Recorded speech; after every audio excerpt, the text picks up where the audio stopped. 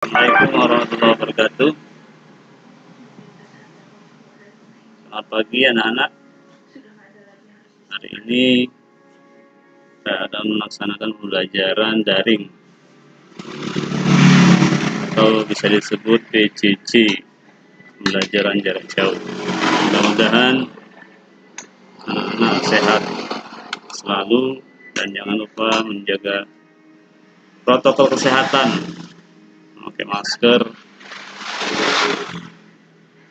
mencuci tangan, dan menjaga jarak. Tidak boleh berkerumun. Baik, sebelum kita belajar, anak-anak, mari kita berdoa. Berdoa mulai, berdoa selesai.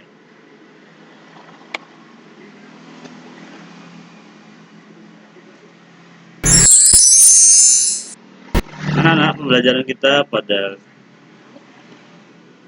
pagi ini yaitu mengenai teknik negosiasi.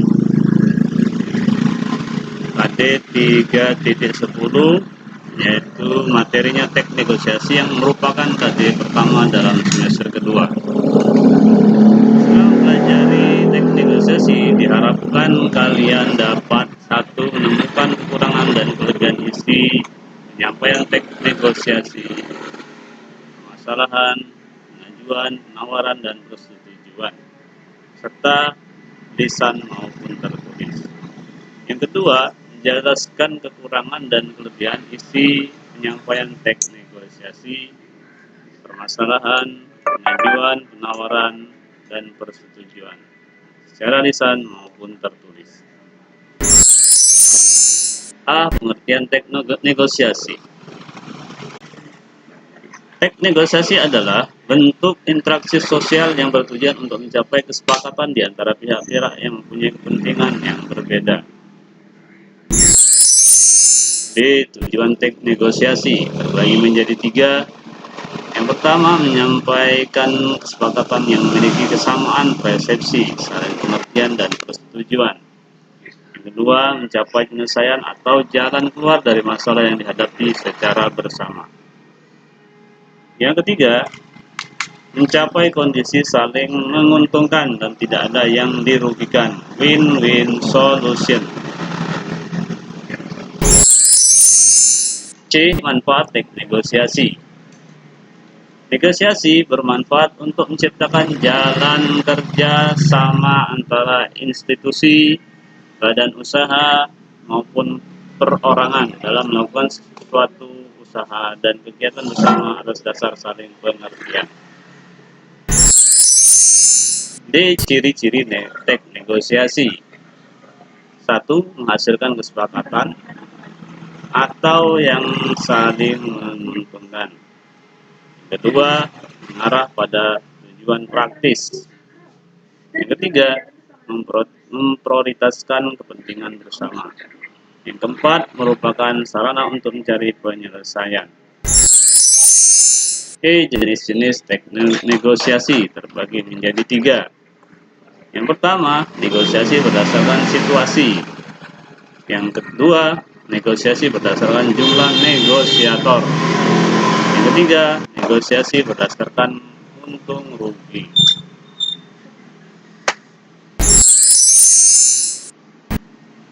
Penjabaran dari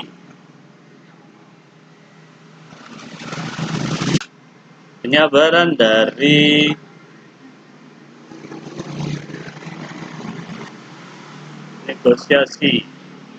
Negosiasi yang pertama adalah negosiasi berdasarkan situasi. Lagi menjadi 2 hal. Yang pertama, penanda wacana negosiasi formal. Negosiasi ini terjadi saat situasi sedang formal. Ciri-ciri negosiasi formal yaitu adanya perjanjian yang sah secara hukum. Karena itu pelanggaran terhadap perjanjian yang disepakati bisa menjadi perkara hukum. Contohnya yaitu negosiasi antar 2 perusahaan. Yang kedua, negosiasi non-formal atau informal. Negosiasi non-formal terjadi kapan saja, di mana saja, serta dengan siapa saja. karena negosiasi non formal tidak membutuhkan perjanjian khusus. Yang B, negosiasi berdasarkan jumlah negosiator. Bagi menjadi dua, yang pertama negosiasi dengan pihak penengah. Negosiasi dilakukan oleh dua negosiator atau lebih dan pihak penengah. Negosiator saling memberikan argumentasi. Ya, penengah bertugas memberikan keputusan akhir di negosiasi itu. Contoh, yaitu sidang di pengadilan. Pihak penggugat dan pihak tergugat adalah pihak yang bernegosiasi, sedangkan hakim sebagai pihak penengah. Dua, negosiasi tanpa pihak penengah. Negosiasi dilakukan oleh dua negosiator atau lebih. Negosiasi dilakukan tanpa pihak penengah, sehingga keputusan negosiasi tergantung pada pihak yang bernegosiasi. Contoh negosiasi ini yaitu negosiasi antara perwakilan OSIS dan pihak. C. Negosiasi berdasarkan untung rugi terbagi menjadi 4, yaitu negosiasi kolaborasi win dan win. Dalam negosiasi kolaborasi, negosiator akan berusaha mencapai kesepakatan dengan menyatukan kepentingan masing-masing. Kedua, negosiasi dominasi win-loss. Di negosiasi dominasi, negosiator memperoleh keuntungan besar dari kesepakatan yang dicapai, sedangkan pihak lawan negosiasi memperoleh keuntungan lebih sedikit. Yang ketiga, negosiasi akomodasi loss-win. Di negosiasi akomodasi, negosiator memperoleh keuntungan sangat sedikit bahkan rugi. Dan pihak lawan negosiasi memperoleh keuntungan sangat besar, akan mendapatkan 100% keuntungan. Kerugian ini disebabkan karena kegagalan negosiator dalam bernegosiasi sehingga tidak memperoleh keuntungan. Yang keempat, negosiasi menghindari konflik loss-loss. Dalam negosiasi ini, kedua pihak menghindari konflik yang timbul sehingga kedua pihak tidak bersepakat untuk menyelesaikan masalah. F. Struktur teks negosiasi terbagi menjadi 7. Yang pertama, orientasi. Penjelasannya kalimat pembuka biasanya dibubuhi salam, fungsinya memulai negosiasi. Yang kedua, permintaan. Penjelasannya suatu hal berupa barang ataupun jasa yang ingin dibeli oleh pembeli atau konsumen. Yang ketiga, pemenuhan. Penjelasannya pemenuhan hal berupa barang atau jasa dari pembeli jasa atau penjual yang diminta oleh pembeli atau konsumen. Yang keempat, penawaran. Penjelasannya puncaknya negosiasi. Yang keempat, penawaran. Penjelasannya puncak negosiasi terjadi tawar-menawar. Yang kelima, persetujuan.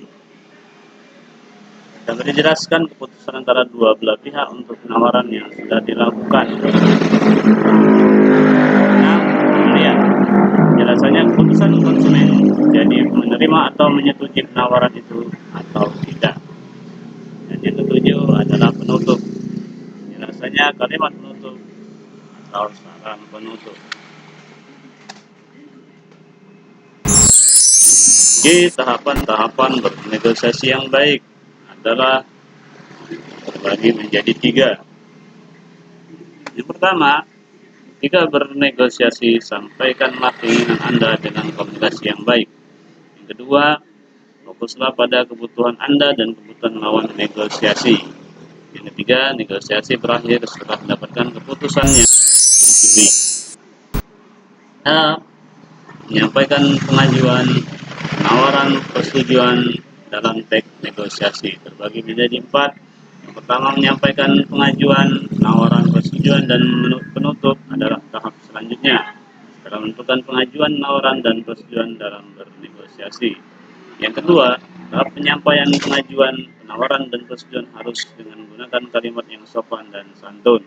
Yang ketiga, ketika pengajuan yang dilakukan oleh penjual tidak meyakinkan pembeli, maka pengajuan tersebut perlu diubah dengan menggunakan kalimat sendiri sehingga isi pengajuan lebih meyakinkan dan menarik lawan tutur. Yang keempat, tujuan akhir tahap ini adalah memberi jalan tengah dan memberi alasan yang bagus. Semua alasan harus dikemukakan oleh dua pihak agar tidak terjadi salah paham.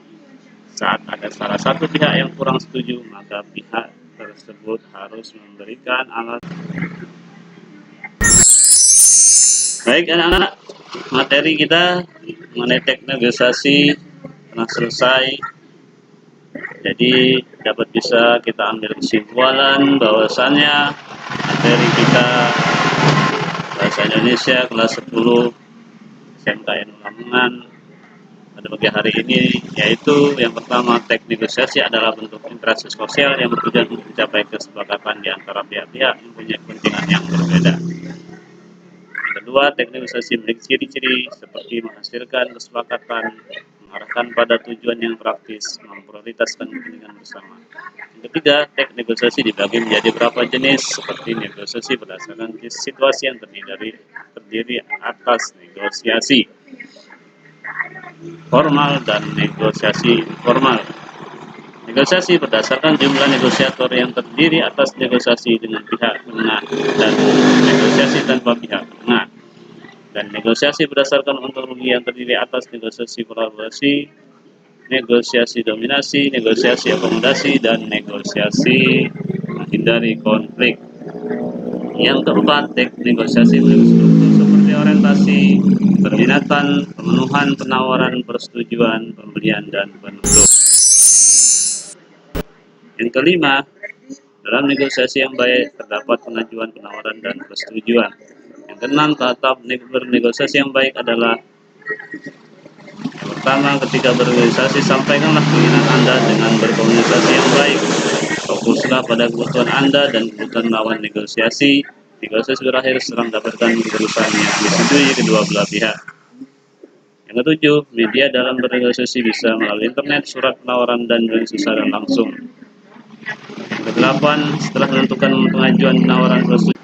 Yang kedelapan, setelah menentukan pengajuan penawaran dan persetujuan terhadap selanjutnya adalah menyampaikan pengajuan penawaran dan persetujuan tersebut. Dalam menyampaikan pengajuan penawaran dan persetujuan harus menggunakan kalimat yang sopan dan santun. Tujuan akhir dari tahap ini adalah mencapai jalan tengah yang telah disepakati antara kedua belah pihak. Demikian materi yang Bapak sampaikan pada tema teknik negosiasi. Tentunya anak-anak bisa untuk memahami, agar nanti lebih memahami, tentunya anak-anak akan mengerjakan evaluasi atau uji kompetensi di teknik negosiasi ini. Tetap selalu jaga kesehatan. Mudah-mudahan kita di masa-masa pandemi ini terbebas dari virus corona, dan ketika pada waktunya di saat sekolah sudah new normal sampai dengan normal, kita selalu terjaga kesehatannya. Tentunya jangan lupa anak-anak harus selalu mematuhi protokol kesehatan. Demikian pembelajaran kita pada pagi hari ini. Mudah-mudahan ada manfaat. Mari kita akhiri dengan membaca Alhamdulillahirabbil alamin. Assalamualaikum warahmatullahi wabarakatuh. Ada kata pepatah, di mana ada kemauan, di situ ada jalan. Jadi apabila anak-anak ada kemauan untuk belajar,